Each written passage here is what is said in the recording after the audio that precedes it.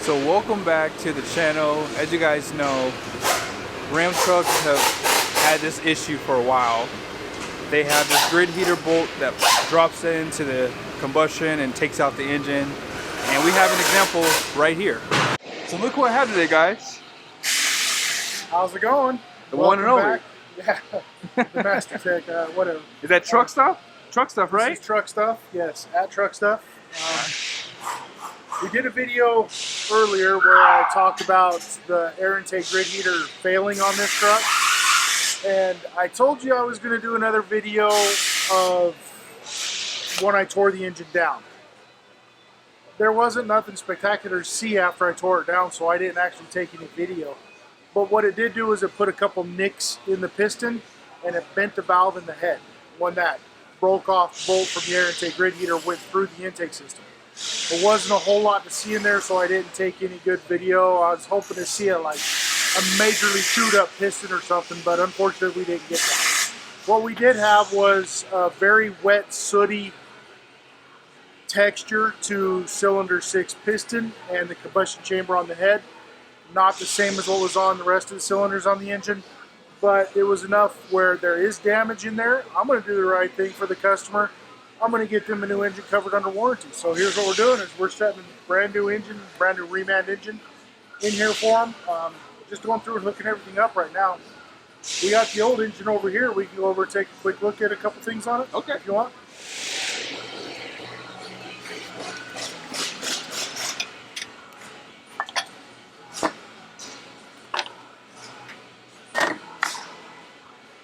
There's supposed to be a bolt right there. There is no bolt right there. And it went through and did its damage enough to where, yeah, I'm not going to allow this to go back to the customer with damage. Yeah.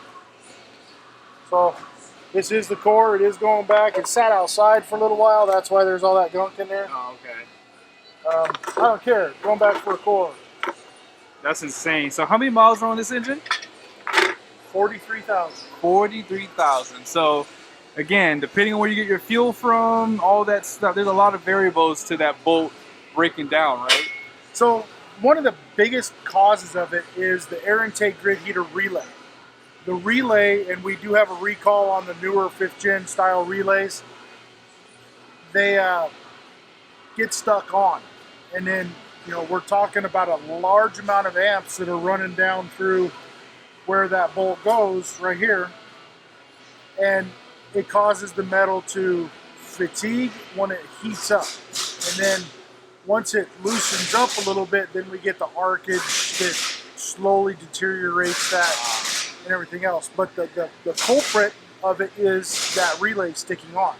So as Star has told me on this one, we make sure that we replace that relay and the MAF sensor. So because there's a new MAF sensor out, because we've had a ton of problems with the, I believe it's a P2459 regen frequency code.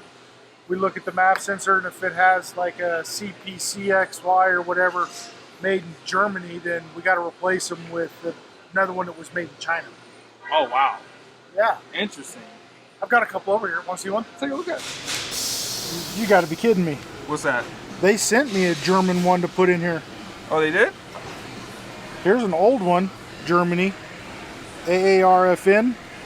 They sent me another AARFN. So this is not made in China. That's good. Well, that's a good thing, right? No. Here's a star case on it. This is going to be really hard for you to see on the video. This is a star case coming down because of that regen frequency code, where they want to see, let me find it. I can dim this down a little bit. Right here.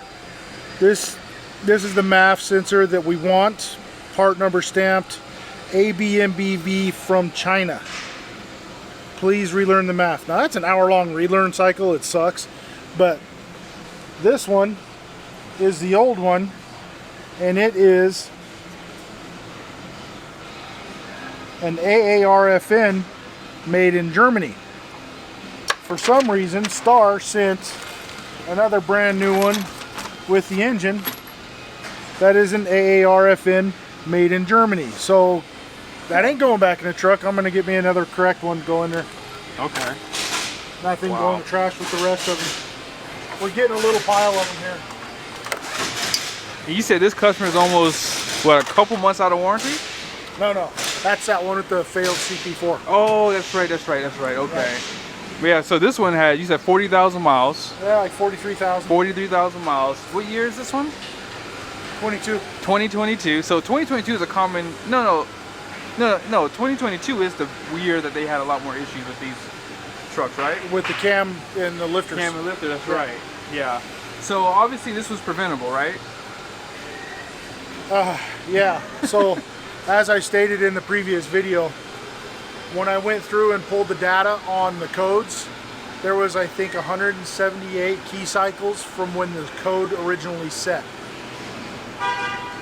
Do the math on that. Let's say you key cycle your vehicle 3 times a day. 178, we're talking 3 months worth of check engine light before the customer finally brought it in. Now, had they have brought it in right after that check engine light initially set, we could have replaced the relay, replaced the grid heater, and everything would have been fine.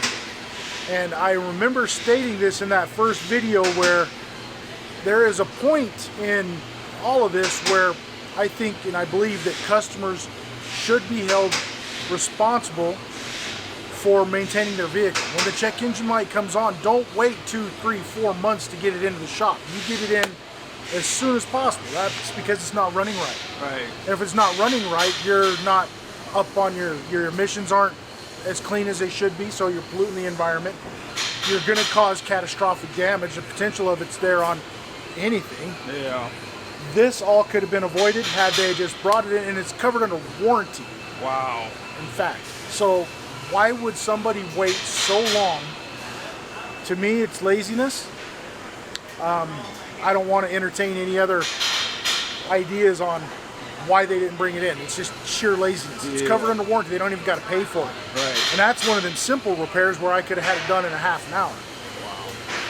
There you go. So why as a manufacturer should they be responsible for somebody else's laziness and inability to do the responsible thing and get their vehicle in to have looked at when that check engine light pops on? Yep. I agree with that. But that's just me saying. We're going to cover it under warranty. They're getting a brand new engine. Well, brand new reman. Yeah. There's debris down the bottom of that. Some of that debris down there in the bottom. There you go. Here it is, yep. That's parts and pieces of the bolt for the air grid heater.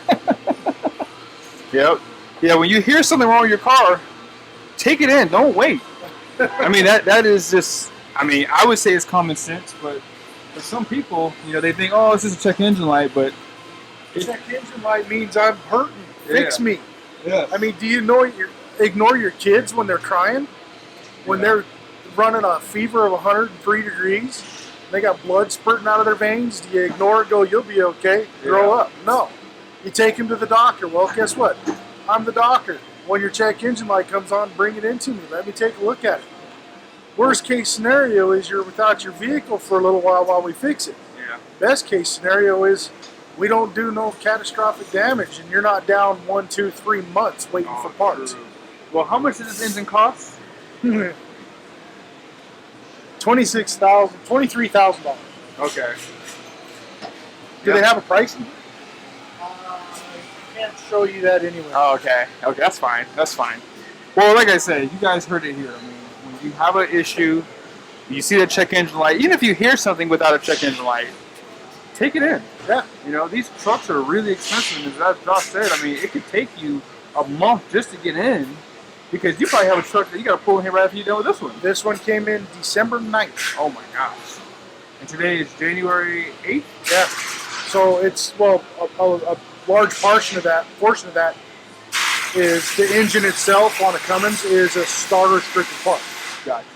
And because it's being covered under warranty, we have to go through and jump through a whole bunch of hoops and hurdles, and I have to send off a whole bunch of pictures and reports and everything else to Star in order for them to release that restricted part.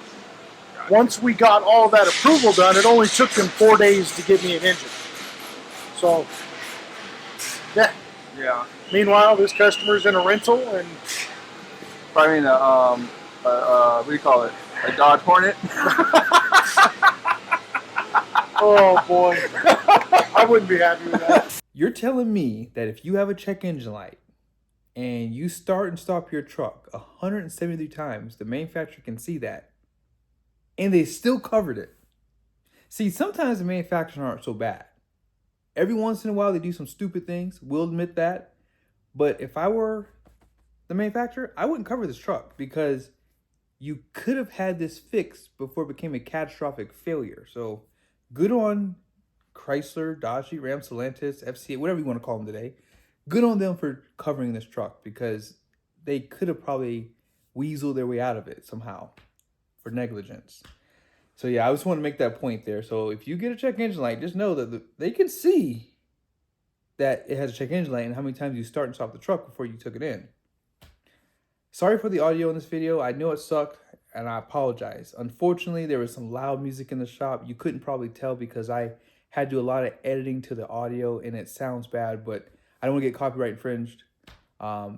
It sucks. You probably could tell that Josh was a little irritated because he gets frustrated when they play loud music too, especially when it's not music you listen to. That's even worse. So yeah, hope you guys still enjoyed it, learned something today in it. Be sure to subscribe to the channel if you haven't done so yet. Be sure to check out Josh's channel, Truck Stuff. See you guys soon.